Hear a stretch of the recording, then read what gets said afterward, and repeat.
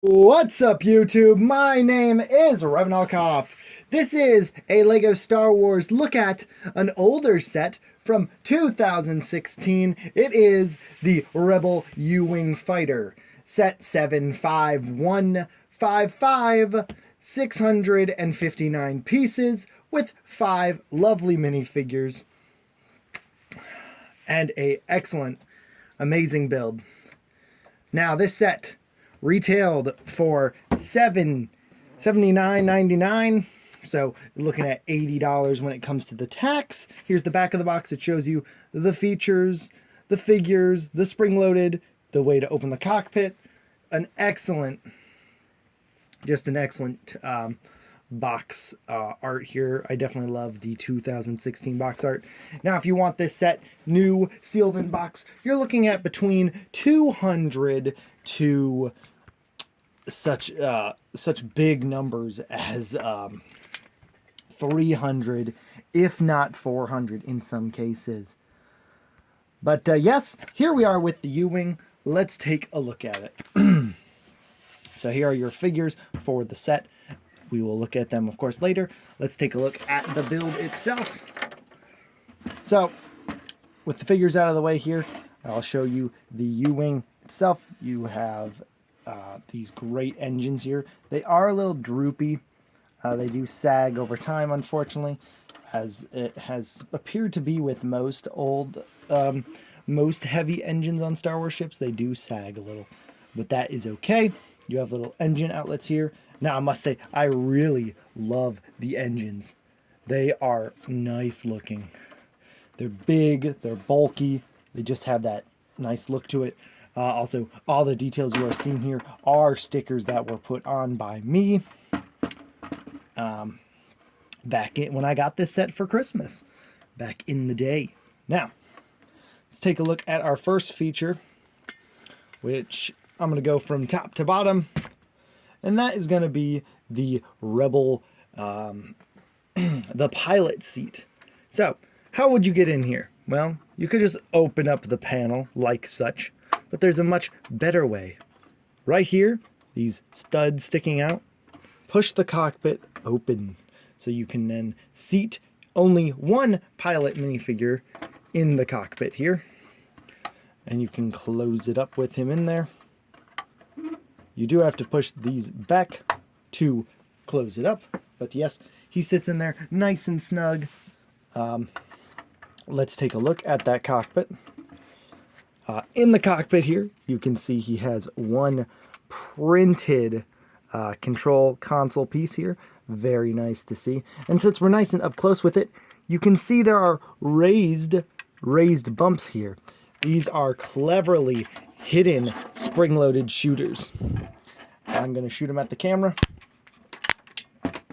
As you can see, there they go. But yeah, it is those are very two nice features. I like the pop-up of the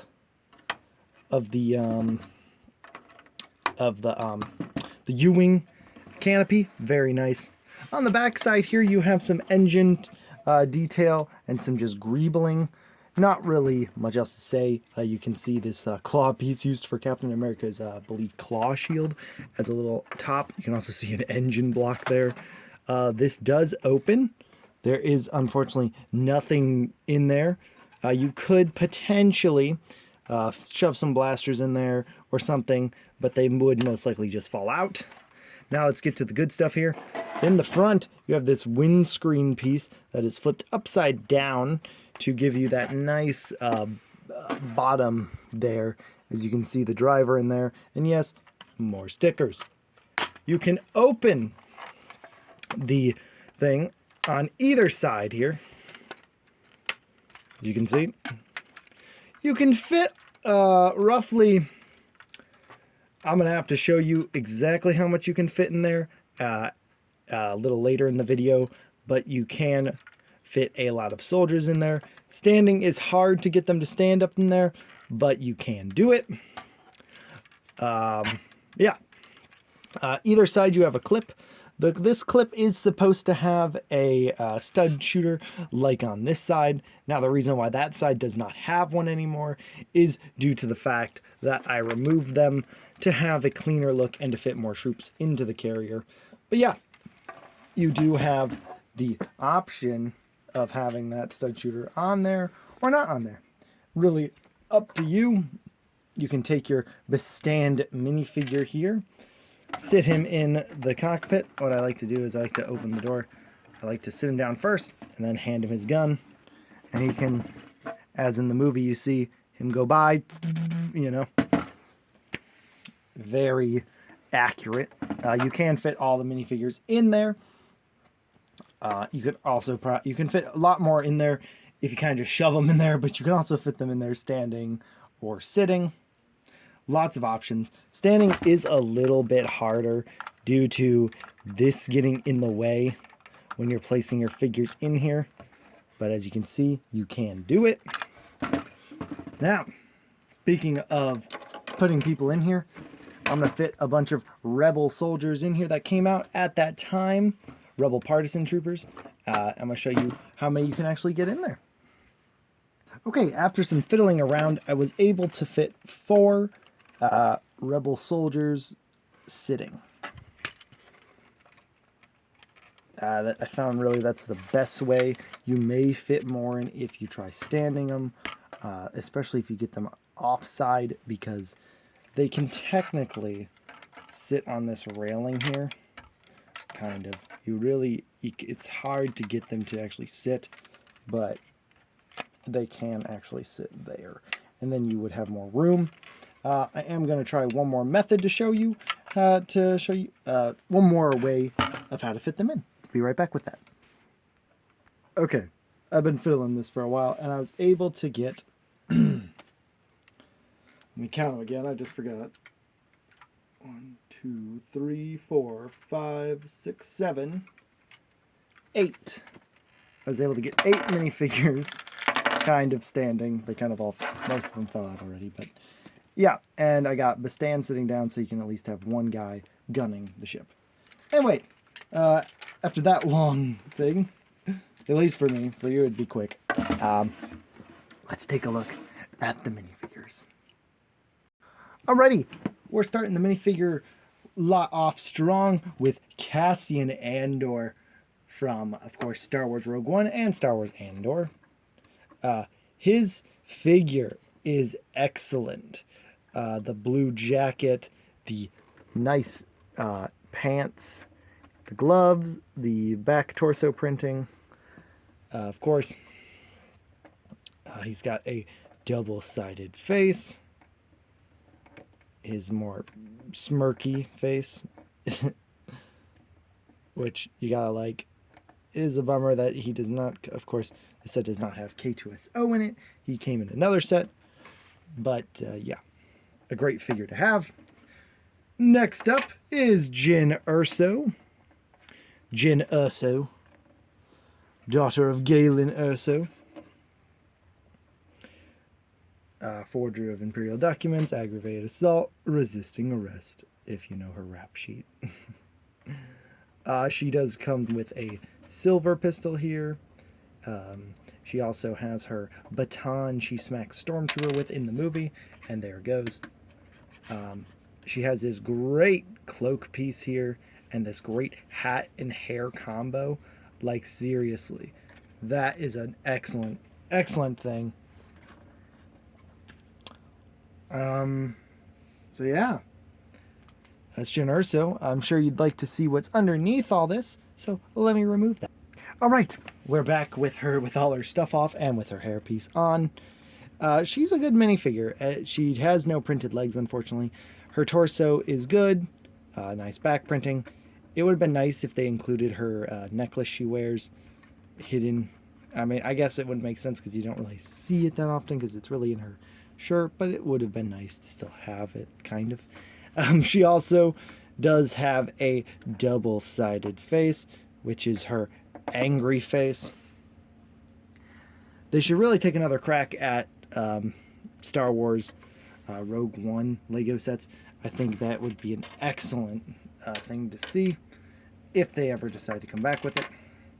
The next figure, who is exclusive to the set, by the way, all 3 figures you've just seen are exclusive to the set. This is Bestand.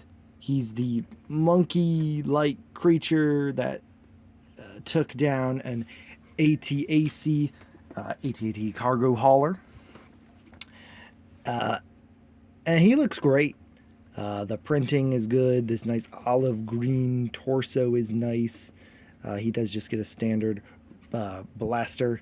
His face is very interesting. As you can see, it is just a mold, but it is an excellent mold at that. Not really much left to say about Bestand, but he is a great figure to have, and it's good that LEGO made one. Next is going to be our Rebel Soldier, as the box calls him, but he's also been called Rebel Corporal, and even a named character. But he is just a generic rebel guy. He unfortunately has a crack in his torso, but he is exclusive to this set as well. His face is standard, nothing else to say about that. He's got this excellent helmet, which I love so much. It's like the Rebel, it's like the Fleet Trooper helmet, but like, I don't know. It's just got its own look to it. I wish I had a bunch of these guys so I could army build with their helmet, because that helmet is just the best. But yeah, next but not least is gonna be, last but not least, sorry, is gonna be our U-Wing pilot.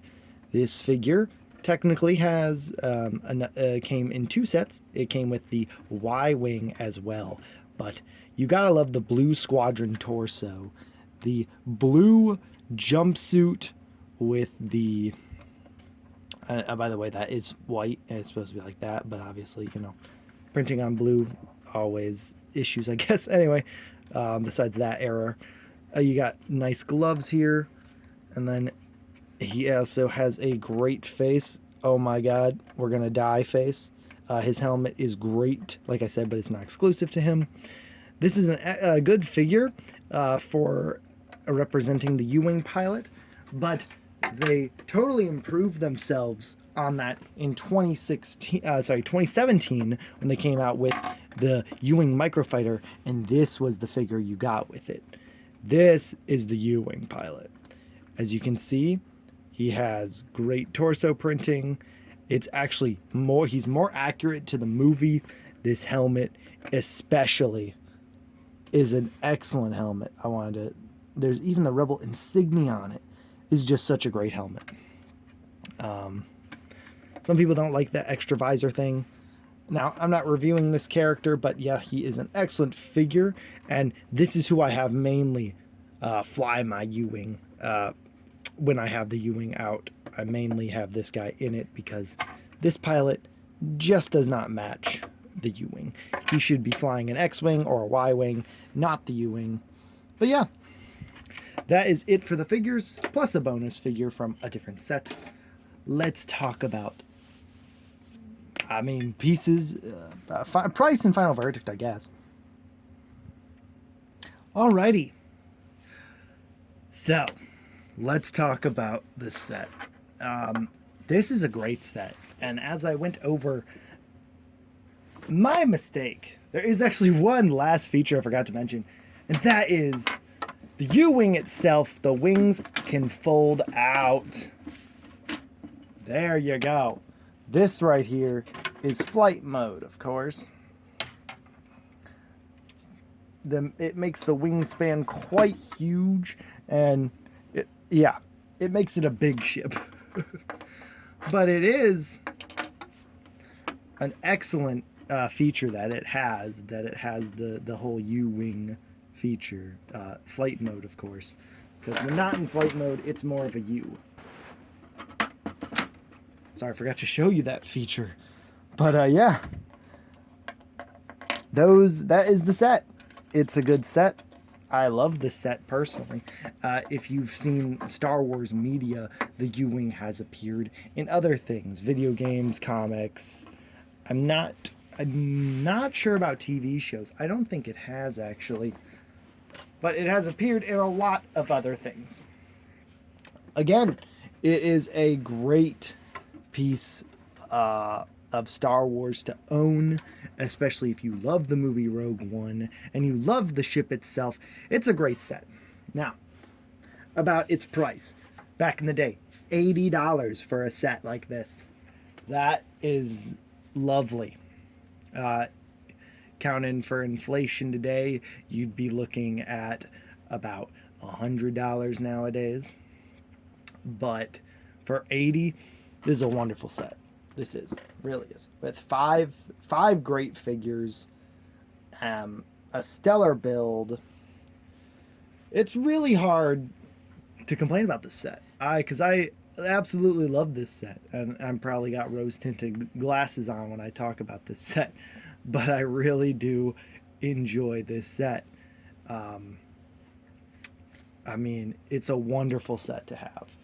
I love Rogue One. It's my favorite Star Wars movie, and having this set with all the figures, it's just perfect. But that is it, guys. Those are my thoughts on the 2016 Rebel U-Wing.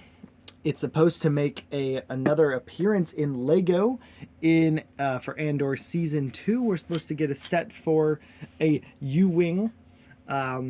Remains to be seen if we're actually going to get one. It is rumored to be a thing, so just take that with a grain of salt. But if it is, this is a great video to compare the other U-Wings. But guys, thank you so much for watching this video.